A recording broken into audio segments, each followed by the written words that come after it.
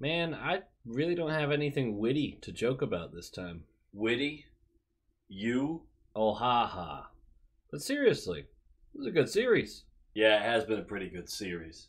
Hey, it's funny watching the fans. We're all complaining about the same thing, just from opposite sides. The referees. We hate Marchand. We hate Tony D'Angelo. Dirty hits. Yeah, I mean, shit, we're just all the same, man.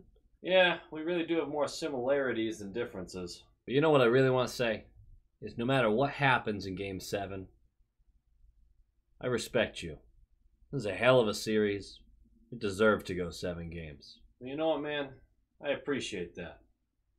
And I guess I kind of respect you, too. You guys have been a great team. By the way, did you see Toronto lost? Toronto did that? Who could have seen that coming?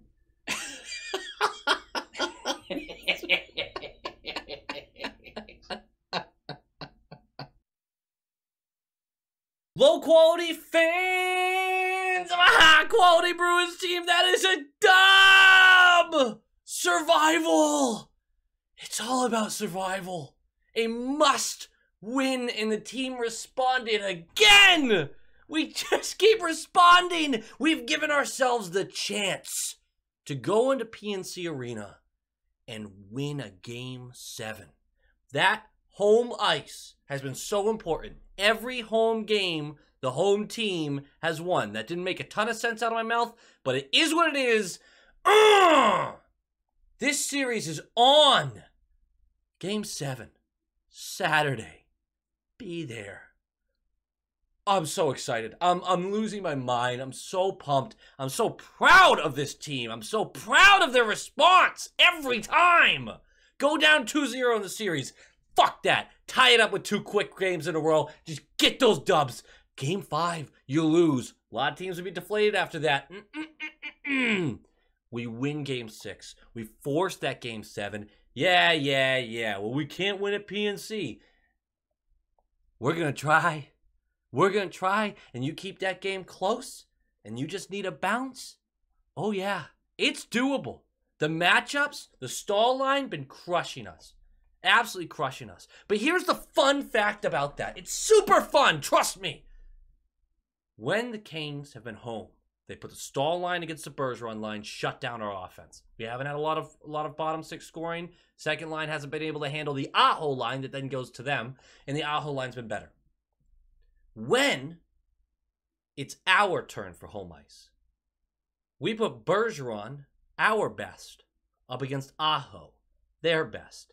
And we smoke them. We take care of business. We put best versus best. That's what they're afraid to do. You might argue, well, the Canes are built the right way. They have a bottom 6 line that shuts down top line so the top line can fuck up other lines. You'd be correct. You'd be correct. But I don't want to look at it like that. I want to look at it as our best and better than their best. And yeah, maybe they have a little more depth. A little bit. There is an interesting conversation that's probably happening for the Canes, which is the goaltender situation. They start with Ranta tonight. He was tremendous. I'd be so surprised if he doesn't start Game 7. He did everything he could to keep the Canes in this game. He made 3 or 4, oh fuck, that's going to come back to haunt us saves. But it just didn't work out for him. So Ranta gets a start. He's tremendous. He really is. On our end, like, comment, subscribe. Nailed it. Oh, by the way, I gotta point it out. Short Shift Pod. Short Shift Pod. If you're looking for more Bruins stuff, once a week, I am part of a podcast. It's me, 2 other guys, Thomas and Andrew. We talk all sorts of Bruins stuff. Come check us out. The Short Shift Podcast. Find them everywhere. Come check it out. We'd love just a couple more listeners. Just a couple more. Not too many of you. Not too many. Just a few. Just a few. Also, Patreon down below. Who cares, though? That's some bullshit. Swayman starts! Swayman. He wasn't challenged a lot in this game, but man, he did play well. We're going to shake some stuff up. Lindholm is in. He is healthy. And he was tremendous. He was a game changer in this one. He's going to slot next to McAvoy. Riley Carlo. Grizz gets bumped out of the lineup. He will not play Game 7 if this coaching staff knows what they're doing. Only because, and this isn't a Grizz hater. It's just not, I'm not a Grizz hater. He's been getting plowed in this series. And they made the very bold move to step away from him for Game 6. And it paid off, I think. I don't know why you changed that in Game 7. I like Grizz. This is definitely a feather in the cap of people who don't like him, right? Good for you guys. You get a little argument juice. But, as valuable as I think he is, this ain't his matchup, man. It's just not. So Grizz is going to go out for about Clifton. We're tremendous again. Oh, I'm going to use the word tremendous a lot, I think. Frederick is back. You could tell they wanted to either kick out Nosek, Foligno, Wagner. They wanted to change up in the bottom 6. Frederick is going to go back on the 3rd line with Coyle and Smith. Pasta is going to go back down to the 2nd line. DeBrusk back up to the 1st. And your 4th line is going to end up being Foligno, Nosek, Lazar. That is basically what we had for our hot streak of the season. So we're fine with that. I don't know if Frederick's a long-term fit there. I didn't love everything he did tonight, but it was a good team effort. So I'm not really going to try to rag on him. Just a reminder, this is win or go home. Just a reminder. Just a reminder. That's the kind of pressure that these guys are under. This is massive. And the Garden was bumping. And 4 minutes in, Ranta loses a puck under his pads, and we can't capitalize. It gets cleared out. And this is a huge moment because in my head, I'll rephrase this. In everyone else's head, everyone feels wrong too. What am I generalizing for? In a lot of people's heads, the Bruins did the typical, we were better for the first 10 minutes and got nothing out of it. I call bullshit. I say no.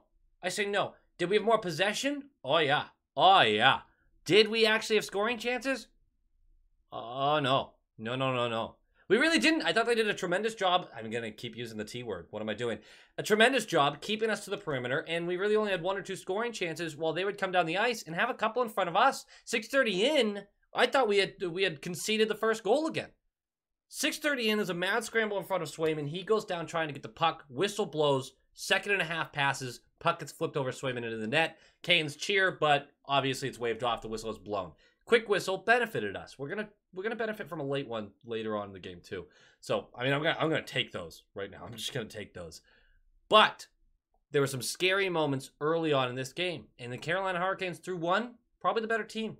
7 minutes in, ref stands 3 feet in front of Marchand. I'm only bringing this up because I think a lot of you guys are probably upset about this non-call. Marchand is 3 feet in front of a referee, and he is looking him right in the eye. Right in the eye. And he gets hooked and pulled down and he's back. Right? Here's the thing. The ref does not raise his arm. He keeps it down. Probably because Marchand looked like he was getting grabbed by a literal giant squid and yanked into water. I think the ref went, I don't feel like calling the embellishment call right now, so I'm just going to call nothing.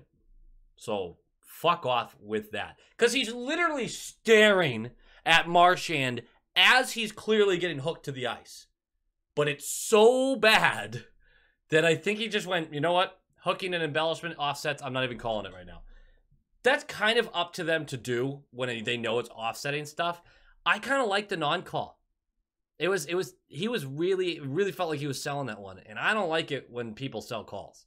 10 minutes in, it's a game-changing play by Lindholm already. Jarvis, Aho, 2-on-1. Lindholm in the middle, intercepts the pass, chucks the puck forward. As he chucks it forward, Aho turns around. McAvoy's coming in to make a play on the puck. It's too fast. And Aho just collides. McAvoy collides with Aho. I saw a lot of people talk about this as headhunting. I don't understand how we got there. Very clearly, McAvoy went, oh shit. And he kind of jumped up to try to avoid it, just went right through him. It's an unfortunate incidental contact, but that happens all the time in the neutral zone. And we all just kind of go, yep, they just spun, turned, found each other, and boom, both of them were okay. That was not dirty by any means, in my opinion. Don't talk about my stallion that way. Don't you dare. But that's a huge play by Lindholm. 7 minutes left. It's a nice zone entry and dish by Lindholm to Nosek. Tony D makes the block on the slot shot, but we get hooking from Aho on that play. We're going to the power play. We don't do shit with it. What else is new? I'm actually joking. The power play was pretty solid this game, but that power play was bad. And we're off to the second period. 0-0. You feel kind of good about it. You feel kind of good about 0-0 in this instance. I thought the first period kind of belonged to the Canes. So you know what? You get through that. Let's get back into it. 46 seconds in, Tony D is going to go for a lazy fucking change. Tony D'Angelo, get your head out of your ass. He goes for a change, leaves a wide open lane to Marchand, who's on the Canes' blue line. Clifton heads up play from our zone. A bullet of a pass. It's a beauty. Marchand handles it perfectly, goes down the right wall, gets into the circle, fires Sniper Rooney and cheese, short side glove, baby! It's a perfect shot. You can get mad at Ranta about this one. That's probably the only goal you can really get mad at Ranta about. But it's a perfect shot. And it's not even one I would consider a real scoring opportunity. It's just the shot is that good. In 46 seconds in, that's a lead in the second period. The first goal we've gotten this series. This is the first game that we've scored the first goal. And I gotta say, it feels good, man. It feels good. Now things are going to get a little messy, though. This is what the rest of the period is almost all penalty kill. 3:30 in, Stahl gets a little behind Clifton. Clifton has to take the hooking penalty to prevent it. I think it actually called it holding. Either way, we're going to penalty kill. It's a massive kill. But as soon as it expires, we're exhausted. We have a scary face-off coming up. We do manage to clear it. We get the change. We feel okay. Then 11 minutes left. Fuck sake, Freddie. Freddie, in the offensive zone, blatantly trips Pesci. I don't know what to do with this guy, man. It's just the stick infractions, the cross-checking, everything with him. And yes, he adds more sandpaper, more grit. But that was brutal in the timing. We have a 1-goal lead. And with 54 seconds left of this penalty kill, McAvoy is going to go as well. McAvoy for hooking. Legitimate call, by the way. I mean, I know some people call it soft, but at least it's literally a call. Like, he did hook him. I didn't think it was soft. I thought it was a hooking call. So 5v3 for 54 seconds. We kill it. And then the Bucks 6 of 5v4, we kill that too. Massive difference in the game. We allow a goal there, changes everything. Changes everything. 6:24 left. This is where I really lost it. Because Howla sees a puck going over his head and just fucking tries to decapitate Kotkaniemi. Just completely stick across neck level. Like this and then this. Like, why? Unbelievable. So we're going back to the kill and another massive kill. We took 4 penalties in the second period. 7 minutes or so of power play for them. And we didn't allow a single goal. And I think we only allowed 2 shots. And with 3 minutes left of the period, Pesci goes for holding. And this is multiple failed clearances by the Canes, which is awesome. And it's great movement around the perimeter. And it's fed to Pasta for a shot. Blocked from his usual office. Blocked, but it trickles through. And Smith is boxing out Slavin in the slot. That is a mismatch in size. But he's boxing him out. It squeaks through their feet. And it goes directly to Coyle, who has completely manhandled Aho, pushing him away. And just buries this past Ranta. Ranta never has a chance. Huge props to this power play unit. Fighting in front of the net. Getting a good bounce, sure. But Smith fighting off Slavin. And then Coyle just doing whatever he was doing to Aho. Massive. And it's 2-0 late in the second period. And we're going to go to the third with that. 3:30 in. I thought we were collapsing. 3:30 in. And it's too easy. It's a Jarvis Aho little give and go on the blue line up on the right point. And Svechnikov just takes his own on the left. No one picks him up. Cross slot pass. And Svechnikov just has it to Barry. And Swayman never has a chance. This shot evaporated. It was so hard. Boom. In the net. 2-1. It's a ball game. Just like that. Less than 4 minutes into the third period. That was exactly what you wanted to avoid. Just don't give them the early one. Don't give them the, you know how they're talking in the locker room. Like, you get one in the first 5 minutes. This is our game. Well, they do that. And then the shift after that, I don't know what the fuck we're doing. Canes take the zone again. And Nosek is just skating around, twiddling his whatever you want to call it, not paying attention, just puck watching on the left wall, and no one picks up. I don't even remember who this is.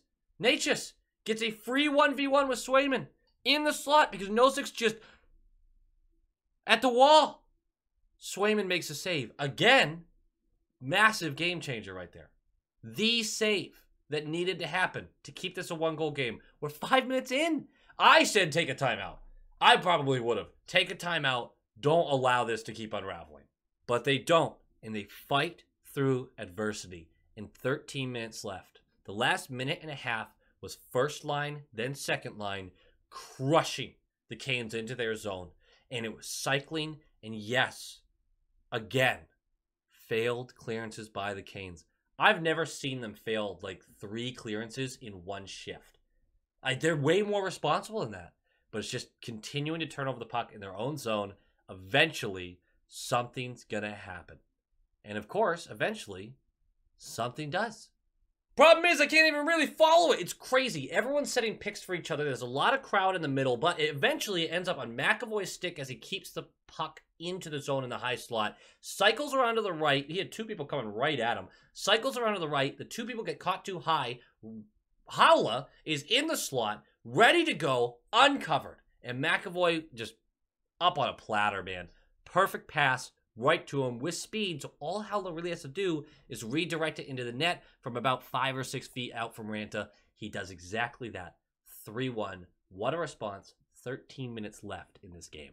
Over the next 4 minutes, Ranta is going to have 3 separate saves that is going to bite us in the ass saves. That are, hey, if they end up winning this game, remember these saves. Ranta was incredible, but he wasn't getting the help. 9:17 left after Ranta has made huge save after huge save after huge save. And again, we get the puck in the zone, we cycle, we put pressure on him, and eventually the puck gets out to Forbort on the left point, who just risks it, just tries to get it on net. Kotkaniemi makes the tip. He's trying to block it with his stick, but he just makes a tip on it. Ranta never picks it up, and it slides right by him for a 4-1 lead with about 9 minutes left of the game.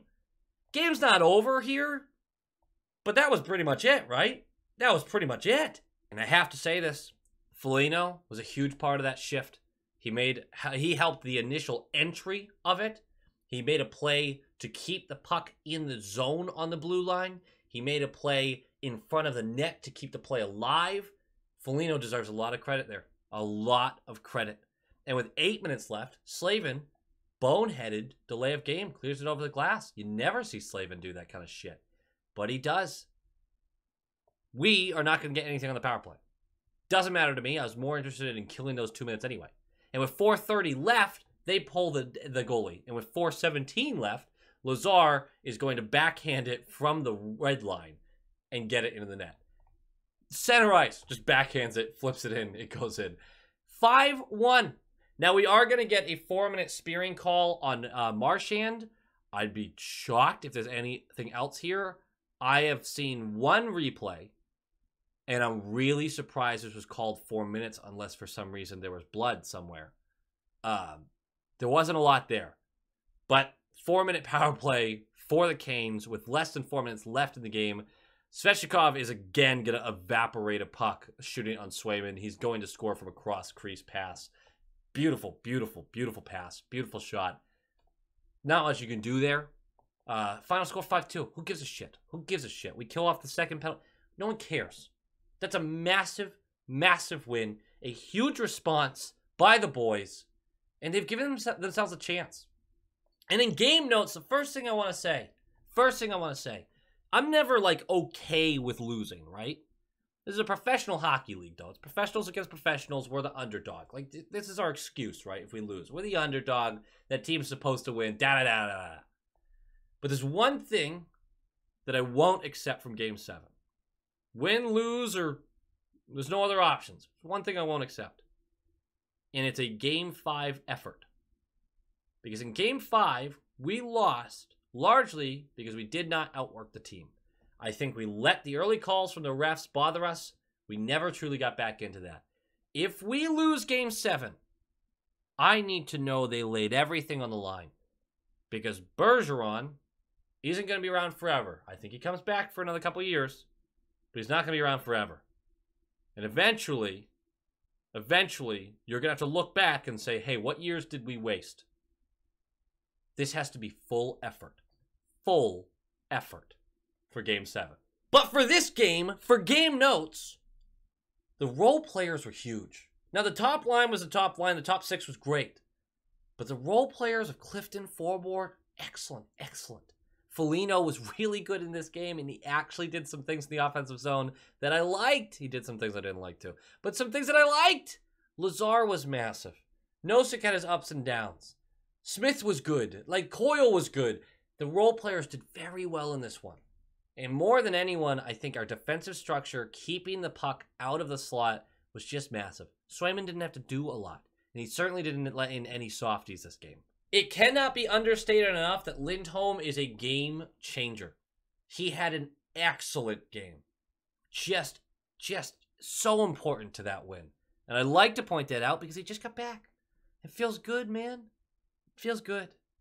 Like I said, I'm not sure if we're keeping Freddie in for Game 7. I wouldn't be shocked if they switched him back out because, again, I don't think he's doing what he needs to do. But if they kept him in just because, like, let's keep the good mojo going, sure, whatever. It's fine by me. I'm going to trust the coaching staff on this one. Special teams, massive. Massive. Penalty kill especially. Just what a difference maker that was. You allow a power play goal in this game, the whole game changes. And, I mean, they technically did allow one when there was 3.5 minutes left. We were up by 4. I'm going to give him a pass on that. How about that? I'll give him a little pass. All right, guys, it does it for me. Like, comment, subscribe. Game 7, Saturday. I am not going to be answering a lot of messages during the games. I failed at it today. I'm going to fail at it on Saturday. I'm sorry.